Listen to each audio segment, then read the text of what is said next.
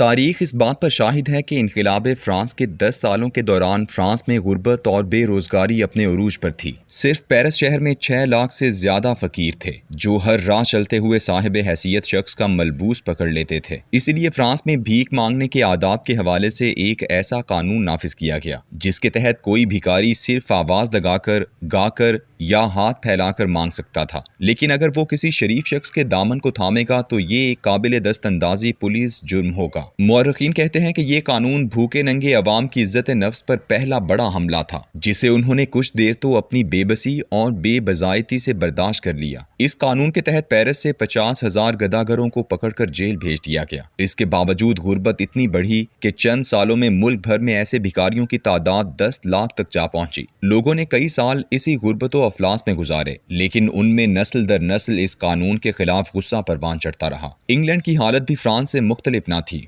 बल्कि वहां फ्रांस से कहीं ज्यादा गुर्बत और भूख थी। उस दौर के दानिश्वरों ने जिस इंग्लैंड का नक्शा खींचा है वो इस कदर दर्दनाक है कि लोग जानवरों की खालें उबालकर सूप बनाते और उस बदमजा पानी से पेट की भूख खत्म करते। लेकिन इंग्लैंड में फ्रांस की तरह का खौफनाक खूनी इनकलाब नहीं आया। मशहूर मुअर्रिख और फिलोसोफर विल ड्यूरेंट ने अपनी मशहूर किताब तारीख के हीरो में इंग्लैंड में इनकलाब ना आने की वजूहात पर लिखा है। उसके मुताबिक 2 ऐसे तारीखी फिक्रे हैं जिन्होंने पूरे फ्रांस के मफलूकुल हाल लोगों को बुरी तरह मुश्तइल कर दिया और अवाम अपनी इस तौहीन का बदला लेने के लिए सड़कों पर निकल आए थे, जबकि इंग्लैंड में कोई ऐसे फिक्रे बोलने वाला पैदा ना हुआ। पहला फिक्रा पेरिस से तकरीबन 23 मील दूर नौ तामीर शुदा खूबसूरत वर्साइल महल में आबाद फ्रांस की मलिका मैरी एंटोनेट जेन का था कि जब उससे कहा गया कि फ्रांस के लोग भूख से मर रहे हैं और उन्हें रोटी तक मुयस्सर नहीं, तो उसने तंज करते हुए कहा था कि जिन्हें रोटी नहीं मिलती वो केक क्यों नहीं खाते। ये फिक्रा तमाम इनकिलाबियों की जबान पर आम हो गया और फिर पेरिस की गलियों में इन लोगों का गुस्सा दीदनी था। हुजूम ने शहर के बीचों बीच मलिका पर मुकदमा चलाया और उसके सामने उसके खाविंद बादशाह लुई को मौत की सजा सुना दी गई। उस दौर में मौत एक बहुत बड़े छुरे से होती थी, जिसे गैलोटिन कहते थे।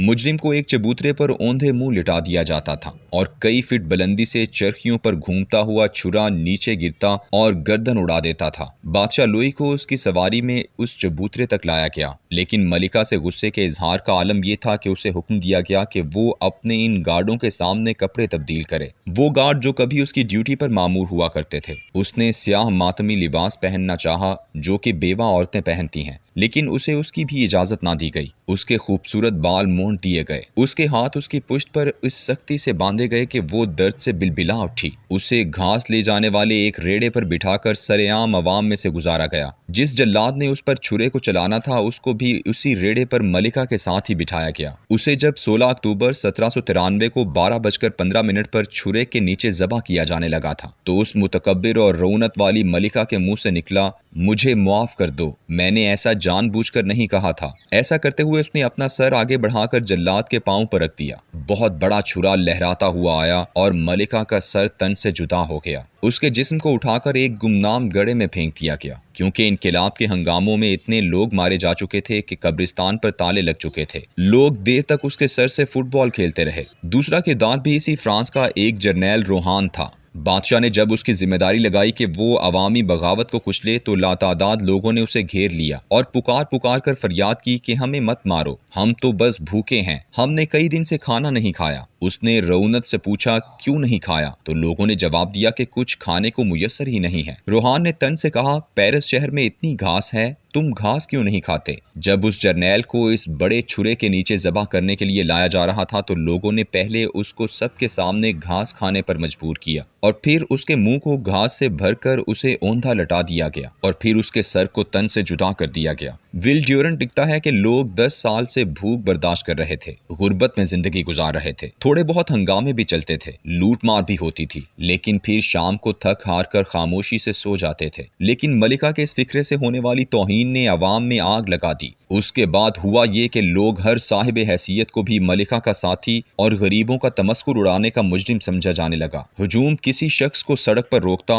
उसके हाथ देखता, अगर वो नर्म होते तो उसकी गर्दन उड़ा दी जाती। इसी तरह किसी शख्स के कॉलरों पर अगर मैल की तह ना होती तो उसे भी कत्ल कर दिया जाता। कल जब मैं लाहौर में लोगों के बेपनाह हुजूम को देख रहा था, तो उनमें हर नस्ल, उम्र और मर्तबे और हैसियत के लोग शामिल थे। ऐसे लोग जिन्हें 2 वक्त की रोटी के अलावा भी बहुत ज्यादा आसाइशें हासिल थीं। ऐसे भी थे जो जो शायद 2 वक्त की रोटी भी मुश्किल से कमा पाते हों। बच्चे औरतें सब थे, लेकिन ये लोग ना तो रोटी के लिए निकले थे और ना कपड़े और मकान के लिए। ये 22 करोड़ लोग गुज़श्ता कई सालों से महंगाई का अज़ाब भी सह रहे थे। इन्होंने गुज़श्ता 2 दिहाइयां लोड शेडिंग में भी गुजारी थी। इनमें से लातादाद लोग बेरोजगार भी थे। लेकिन कल कोई अपने इन दुखों पर एहतजाज नहीं करने निकला था। हर किसी की जबान पर एक ही फिक्रा था, हमारी तौहीन की गई है। पाकिस्तान की 70 साल तारीख में कभी ऐसा एहतजाज नहीं हुआ कि लोग एकदम एक साथ पाकिस्तान के कई 100 शहरों में सड़कों पर निकलते हों और पूरी दुनिया के ममालिक में मौजूद पाकिस्तानियों ने बैक वक्त एहतजाज किया हो। पाकिस्तान में 1977 में ऐसी हालत पैदा हुई थी, लेकिन वो भी एकदम नहीं।